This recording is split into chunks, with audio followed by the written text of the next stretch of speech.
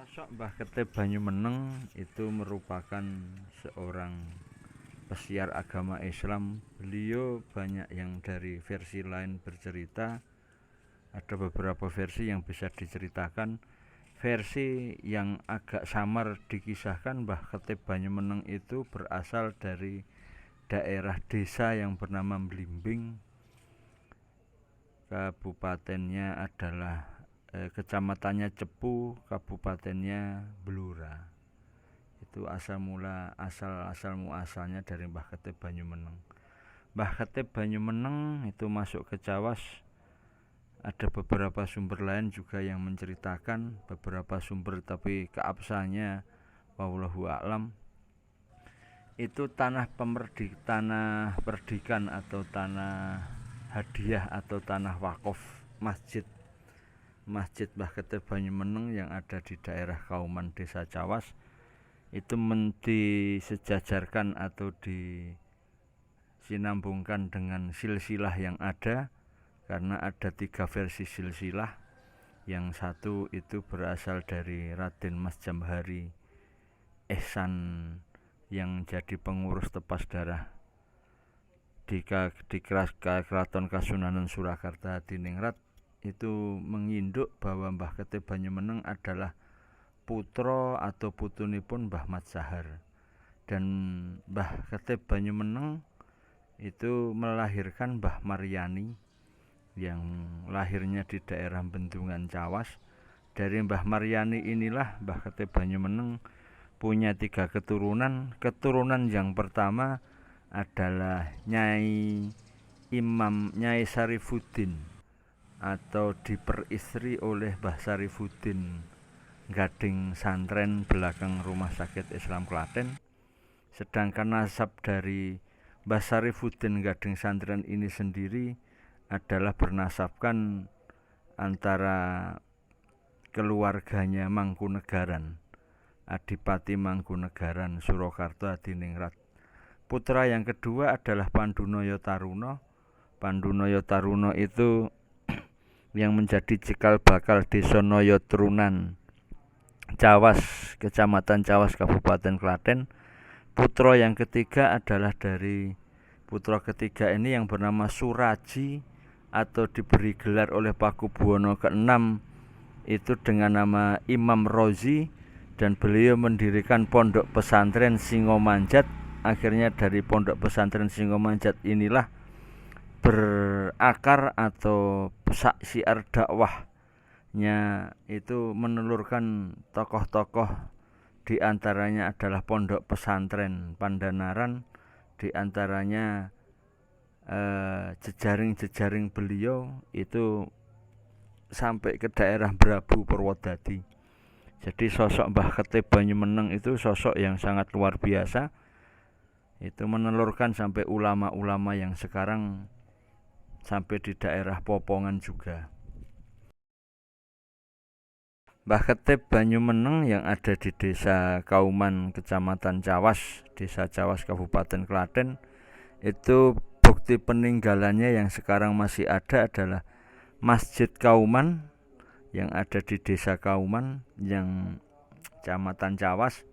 Itu bangunan yang masih asli adalah berupa soko guru atau limasan cagak papat yang sudah dipugar beberapa kali.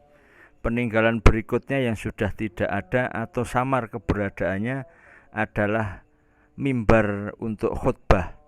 Terus berikutnya teken untuk khutbah. Yang masih ada lagi tapi sudah berbentuk replika adalah kentongan kayu. Terus yang masih orisinil adalah mustoko masjid yang berasal dari tanah liat. Berikutnya lagi adalah beduk. Cuma beduk ini sudah berganti kulit. Sedangkan keberadaan makom Mbah Ketib Banyumeneng itu sendiri itu ada di belakang Masjid Kauman. Nasab silsilah Mbah Ketib Banyumeneng naik itu ada yang di silsilah yang lain, itu yang mengatakan di para penelusur sejarah nasab silsilahnya naik sampai ke Mbah Mat Sahar. Mbah Mat Sahar naik sendiri itu sampai Syekh Jumadil Kubro. Terus dari jalur Mbah Maryani ini, dari era kehidupan Mbah Ketih Banyumeneng dengan melahirkan Mbah Maryani, sedangkan Mbah Syarifuddin Gading Santren, Mbah Pandunoyo Taruno, dan Mbah Imam Rozi itu sendiri adalah beberapa orang yang jadi laskar telik sandinya perjuangan Pangeran Diponegoro di antara tahun 1800-an. Berarti kalau Mbah Maryani itu adalah betul putra kandungnya tanpa ada jarak dari kelahiran orang lain, itu berarti diperkirakan Mbah Ketih Banyumeneng hidup di antara tahun 1700-an. Sedangkan tanah masjid yang ada di situ menginduk pada cerita tahun 1700-an, itu berarti masuk tanah perdikan di daerah Surakarta Hadiningrat.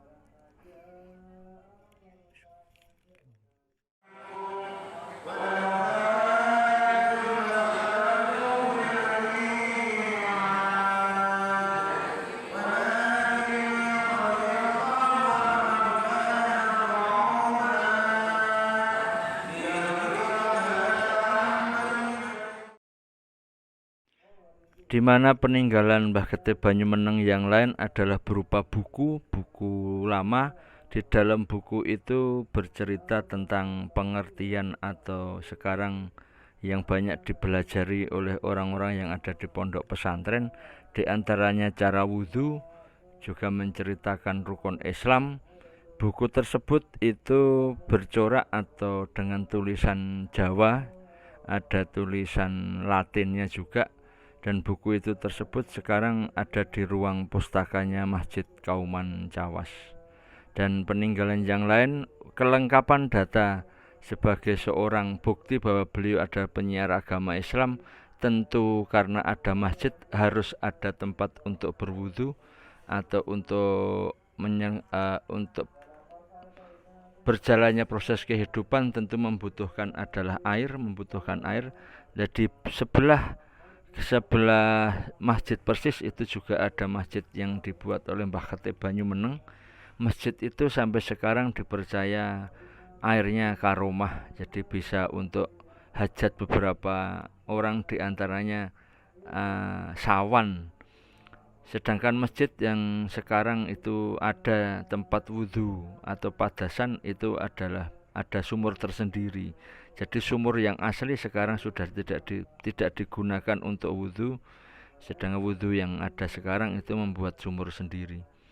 Terus untuk yang menara masjid yang ada di depan itu adalah menara masjid yang sebetulnya itu pembuatannya belum lama, baru sekitar antara 2 tahun.